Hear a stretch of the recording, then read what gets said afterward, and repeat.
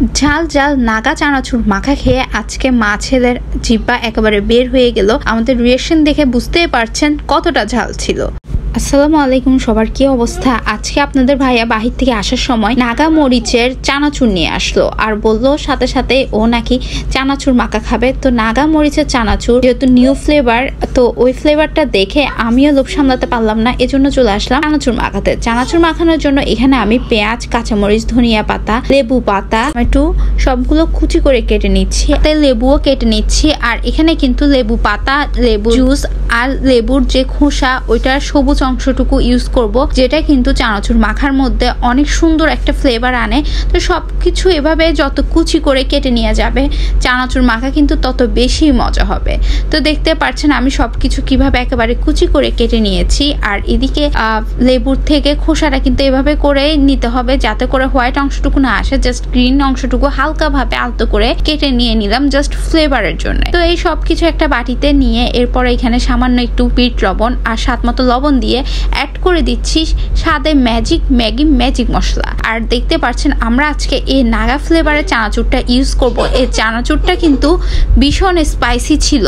সালাডটুকু সব মাখানোর পরে এখন এর মধ্যে চানাচুরগুলো দিয়ে দিলাম। চানাচুর দেওয়ার পরে এখানে অনেকটুকু সরিষার তেল দিয়ে দিলাম, কারণ সরিষার তেল যত বেশি হয় চানাচুর মাখা কিন্তু খেতে তত বেশি ভালো লাগে আমাদের। সবকিছু দিয়ে এখন আলতো করে মেখে নিলে কিন্তু মজাদার এই চানাচুর মাখা রেডি। এই ঝাল ঝাল চানাচুর মাখা খেতে কে কে পছন্দ করেন অবশ্যই কিন্তু কমেন্ট সেকশনে কমেন্ট করে জানাবেন। যাকে এই চানাচুর মাখা খাওয়াতে চান তাকে কিন্তু মেনশন দিয়ে দিন। চানাচুর মাখানোর পর সবশেষে উপর থেকে হালকা করে একটু লেবু চেপে দিয়ে দিলাম, যেটা কিন্তু অনেক নাইস একটা ফ্লেভার আসতেছে।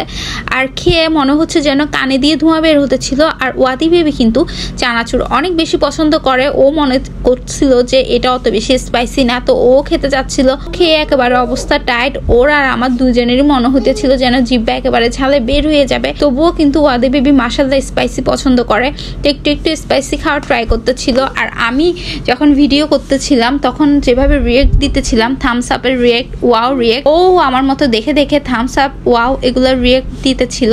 যারা দেখছেন অবশ্যই কিন্তু মাশাআল্লাহ বলতে ভুলবেন না। নাগা চানাচুরটা অনেক বেশি স্পাইসি ছিল আর আমি কিন্তু এখানে অনেকটুকুই কাঁচামরিচ ইউজ করেছি। আমি মনে করেছিলাম অত বেশি স্পাইসি হবে না, কিন্তু অনেক বেশি স্পাইসি হয়ে গিয়েছে, যেটা খেয়ে একেবারে জিহ্বা মনে হচ্ছে পড়েই যাবে।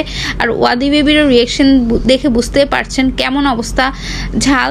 আর এদিকে আপনাদের ভাইয়া মুখে দেওয়ার সাথে সাথে ওর নাকি নাগা চানাচুরের কেমন জানি একটা ফ্লেভার আসতেছিল, ওইটা নাকি ওর তেমনটা ভালো লাগেনি। আমারও সেম, কিন্তু লেবু পাতা আর লেবু ইউজ করাতে অনেক জোস একটা ফ্লেভার আসতেছে, ওইটার জন্যই কিন্তু অনেক মজা করে খেয়েছি। জিহ্বাকে নাচানাচি থামানোর জন্য এখানে আপনাদের ভাইয়া আইসক্রিম নিয়ে আসো, বললো জলদি জলদি আইসক্রিম খেয়ে নাও। তো আমি আর ওয়াদি বেবি আইসক্রিম খেয়ে একটু ফাইনালি ঠান্ডা হলাম। আর এদিকে ওয়াদি বেবির জন্য সন্ধ্যায় পাস্তা রান্না করেছিলাম, আর ও কি অবস্থা করে পুরো ঘরে পাস্তা ছড়িয়ে ছিটিয়ে দিয়ে রাখছে দেখতেই পারতেছেন। এরপর আর কি এখন ওয়াদি বেবি প্লে করতেছে। সবাই আমাদের জন্য বেশি বেশি দোয়া করবেন আর সবাই অনেক বেশি ভালো থাকবেন। আর আমাদের ভিডিও ভালো লেগে থাকলে অবশ্যই কিন্তু লাইক, কমেন্ট, শেয়ার করতে ভুলবেন না। That's it for today. আল্লাহ হাফেজ।